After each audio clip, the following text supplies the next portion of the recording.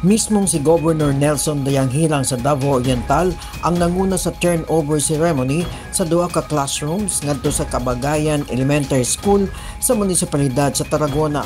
Ang proyekto, orihinal nga tukulon sa A.S. Manjusa Elementary School apan tungod kay temporaryo kining gisilad-an, gidivert ang pagtukod niini ngadto sa Kabayagan.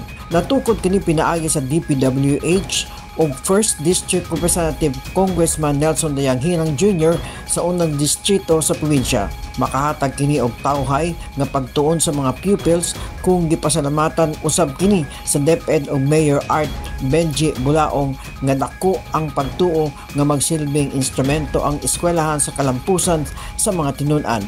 Mismong si Dr. Minerva Masaudling ang nagdawat sa proyekto. Usa sa prioridad sa provincial nga gobyerno ang kalidad nga edukasyon nga manukad sa kabataan kay makatabang kini sa paglambo sa probinsya sa Davao Oriental.